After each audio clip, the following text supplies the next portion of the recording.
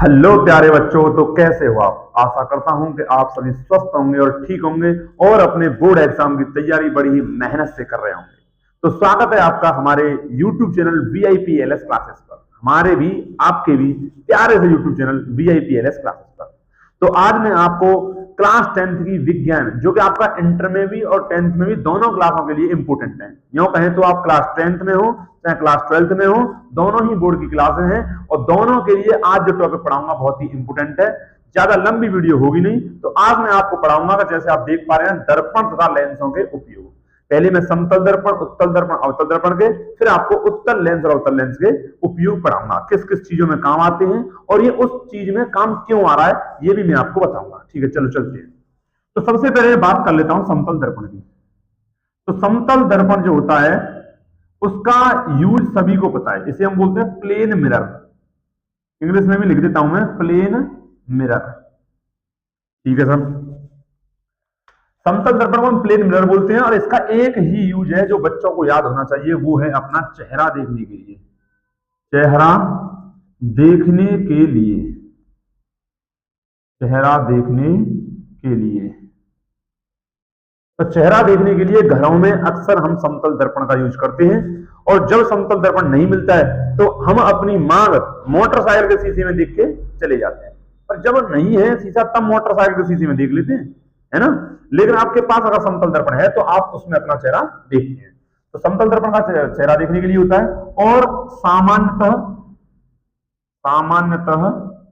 सामान्यतः जो घर की खिड़कियों में होता है, घरों की खिड़कियों में,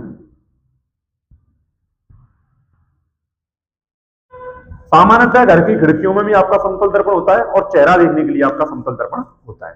तो ये मैंने आपको समतल दर्पण का बता दिया। आगे मैं आपको बताता हूं उत्तल दर्पण का। उत्तल दर्पण का, अब उत्तल दर्पण की अगर मैं बात करूं तो इसके जितने भी उपयोग हैं उन सब के बारे में बताऊंगा कि इनका यूज ऐसे क्यों किया जा रहा है। तो उससे पहले मैं दो बातें इसके बारे में बताऊंगा कि जो आपका उत्तल दर्पण है उसके अंदर पॉलिश होती है, दबे हुए भाग पर आपकी पॉलिश होती है और जो उभरा हुआ भाग होता है वो आपका परावर्तक पृष्ठ का कार्य करता है। तो होता क्या है, जिस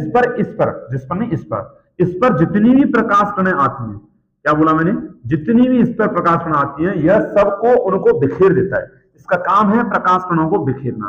परावर्तन के पश्चात ये सभी प्रकाश किरणों को बिखेर देता है। क्या समझे आप। तो इसी क्वालिटी का यूज करते हुए हम इसका यूज बड़ी अच्छी जगह करते हैं। कहां करते हैं, हम करते हैं स्ट्रीट लाइटों में।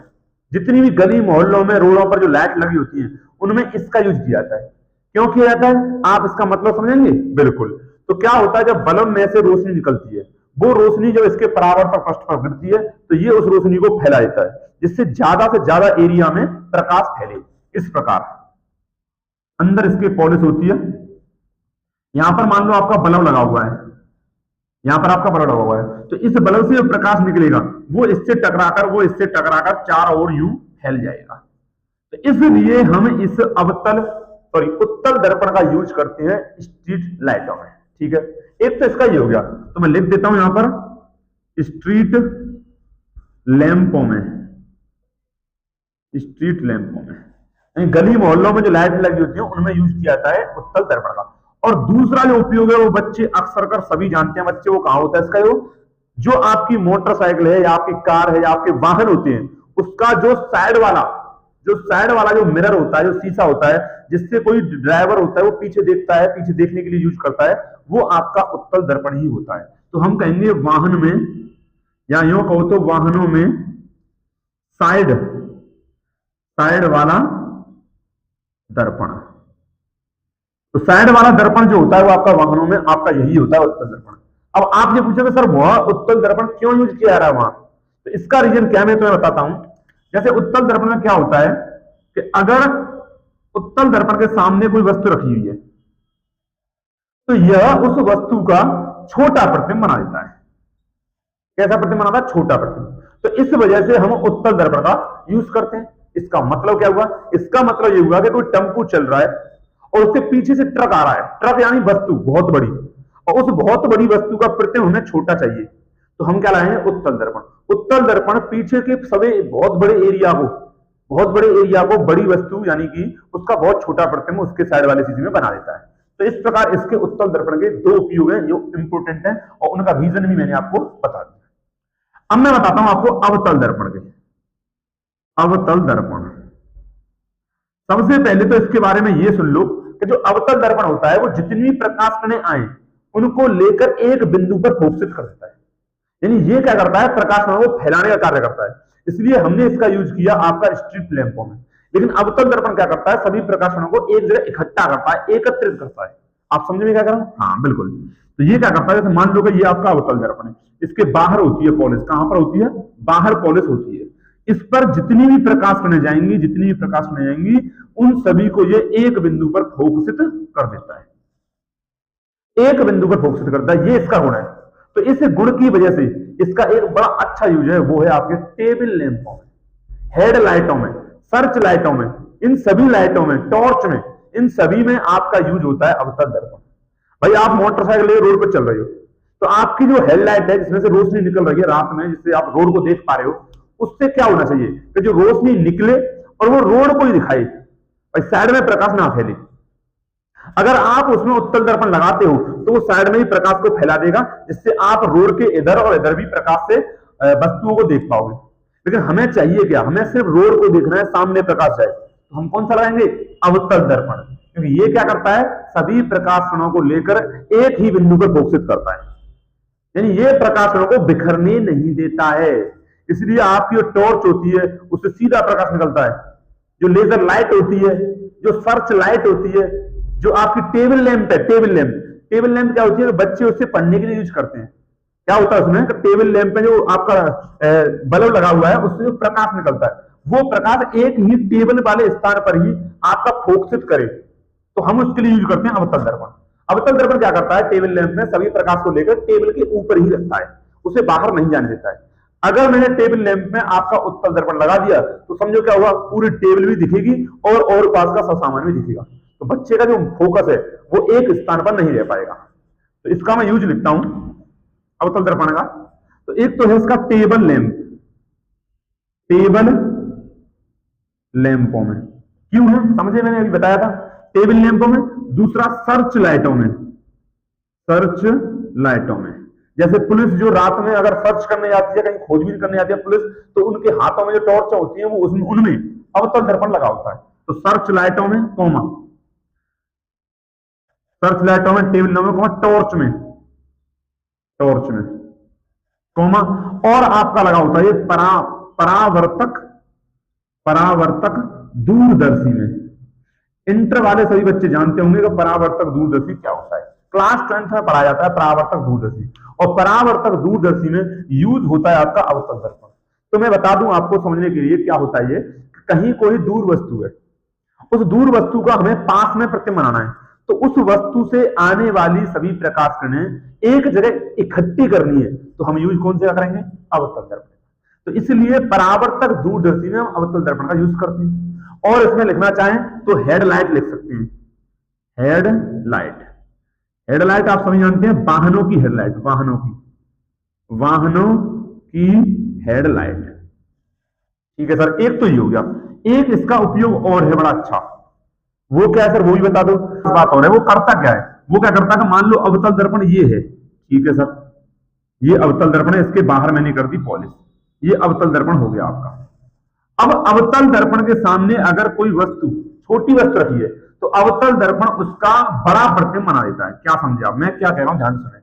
जो अवतल दर्पण है वह छोटी वस्तु का बड़ा प्रतिबिंब बना देता है। जब आपने अवतल दर्पणों द्वारा प्रतिबिंबों का बनना पढ़ा होगा, तो वहां अवतल दर्पण की जो आपकी 6वीं कंडीशन है कि जब वस्तु को पी ध्रुव और फोकस के बीच रखा जाता है, ध्रुव और फोकस के बीच रखा जाता है, तो वस्तु का प्रतिबिंब आभासी और वस्तु से बड़ा बनता है। यानी कि अवतल दर्पण से हम चीजों को, छोटी चीजों को बड़ा देख सकते हैं। तो इसलिए इसका बड़ा बढ़िया यूज है। वो क्या है सर इसका, वो इसका यूज है, मैं इसे पहला डाल देता हूं और यहां पर दूसरा, वो क्या है सर इसका, तो वो है सर इसका डॉक्टरों द्वारा कान, आंख और नाक और गले को देखने के लिए, को देखने के लिए। ये बड़ा बढ़िया यूज है भाई। हमारे नाक कान गले के अंदर जो ऑर्गन्स हैं, जो पार्ट हैं, वो बहुत छोटे छोटे। अब उन छोटे छोटे पार्टों को डॉक्टर जो बड़ा करके देखता है उसमें क्या बीमारी है, क्या परेशानी है, तो ये यूज करता है अवतल दर्पण। अवतल दर्पण क्या करता है, वो जो छोटे छोटे पार्ट हैं उनका वो क्या करता है, बड़ा प्रतिबिंब बनाता है। बड़ा तो बनाता ही बनाता है, सीधा भी बनाता है। तो इस वजह से अवतल दर्पण का यहाँ यूज होता है आपका डॉक्टर द्वारा कान, आंख, नाक, गले को देखने के लिए। और अवतल दर्पण होता है टेबल लैंपों में, सर्च लाइटों में, टॉर्च में, परावर्तक दूरदर्शी में और वाहनों की हेडलाइटों में। और है तो इसका सोलर लाइटों में भी किया जाता है। सोलर लाइटों में, सोलर लाइटों में क्यों किया जाता है सर? तो सोलर लाइट में हम करते क्या है, प्रकाश को इकट्ठा करके प्रकाश से हम क्या बनाते हैं, विद्युत ऊर्जा बनाते हैं। तो हमें प्रकाश, चारों ओर का प्रकाश एक स्थान पर एकत्रित करना है। और अवतल दर्पण इसी काम के लिए तो है कि अगर चारों ओर का प्रकाश कहीं भी हो उसे एक बिंदु पर फोकसित कर दे। ये क्या करता है, प्रकाश को बिखेर देता है। ये क्या करता है, प्रकाश को एक जगह इकट्ठा कर देता है। इसलिए इसका सोलर लाइटों में भी यूज होता है। अच्छा एक बात और, जैसे आप कहीं पहाड़ी इलाके में गए होंगे तो ठीक है, नहीं तो कोई बात नहीं है। अगर पहाड़ी इलाके में कोई जाते हैं तो क्या होता है कि जो मोड़ बड़े खतरनाक होते हैं, खतरनाक मोड़ होते हैं, तो पता नहीं चल पाता कि उधर से कौन सी गाड़ी आ रही है।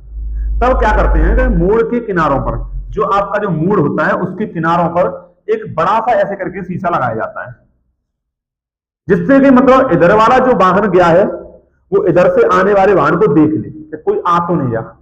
तो वहां पर जो चौराहों पर, रोडों पर जो आपके दर्पण लगे होते हैं, ये वाले, ये कौन से दर्पण होते हैं? तो ये भी आपके उत्तल दर्पण ही होते हैं। तो इसका एक यूज और लिख सकते हैं हम, वो है चौराहों पर, चौराहों पर वाहनों को देखने के लिए, वाहनों को देखने के लिए।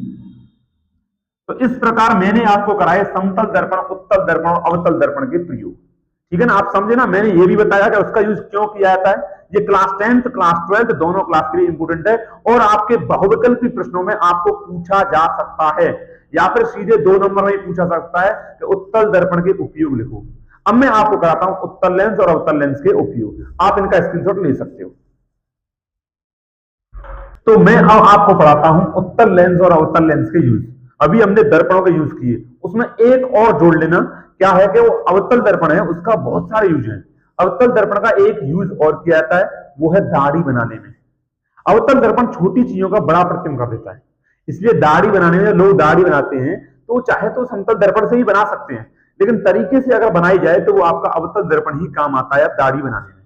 तो ये आप और लिख लेंगे कि आपका जो अवतल दर्पण है, अवतल दर्पण वो आपका दाढ़ी बनाने में भी काम आता है। दाढ़ी बनाने में, सर दाढ़ी ही बनाते हैं, मूछ नहीं बनाते इससे? हाँ, दाढ़ी मूछ दोनों लिख लो। तो दाढ़ी बनाने में। अब मैं बात करता हूं उत्तल लेंस और अवतल लेंस की। सबसे पहली बात तो ये, उत्तल लेंस करता क्या है? तो उत्तल लेंस वही काम करता है जो अवतल दर्पण करता है। उत्तल लेंस का काम यह है कि यह प्रकाश पहले होता कैसा है, तो आपका ये होता है उत्तल लेंस। और इसमें क्या होता है कि इसमें जितनी भी प्रकाश किरणें जाएंगी वो सभी एक बिंदु पर मिलेंगी। जितनी भी प्रकाश किरणें जाएंगी वो सभी एक बिंदु पर मिलेंगी, यानी जितनी भी प्रकाश किरणें जाती हैं ये मोड़कर उन्हें एक बिंदु पर फोकसित कर देता है। अच्छा, इसी वजह से उत्तल लेंस के बहुत सारे यूज हैं, ज्यादा नहीं है पर हम इंपोर्टेंट पढ़ लेंगे। सबसे पहला तो इसका एक यूज है, वो है निकट दृष्टि दोष में। सर गलत बोल रहे हो आप, दूर दृष्टि दोष में। क्या ट्रिक बताई थी आपको याद है? DUNA, दूर दृष्टि दोष उत्तल, निकट दृष्टि दोष अवतल। अगर नहीं पता है आपको तो लिख लो। और हाँ, इसके साथ ही आप चैनल को भी सब्सक्राइब कर दो। हाँ ठीक है, आगे जाओ। तो उत्तल लेंस, उत्तल लेंस का यूज क्या बोला था मैंने? दूर दृष्टि दोष में, दूर दृष्टि दोष में। तो दूर दृष्टि दोष में आपका उत्तल लेंस यूज होता है। सर क्यों होता है? उत्तल लेंस जो होता है वो पास में रखी वस्तु का प्रतिबिंब दूर बना देता है, और दूर दृष्टि दोष में हमें निकट का नहीं दिखाई देता है। निकट में कोई वस्तु वो नहीं दिखाई देती है, तो दूर दृष्टि दोष निकट में रखी वस्तु का प्रतिबिंब दूर बना देता है और दूर हम आसानी से देख सकते हैं। तो दूर दृष्टि दोष में उत्तल लेंस का होता है।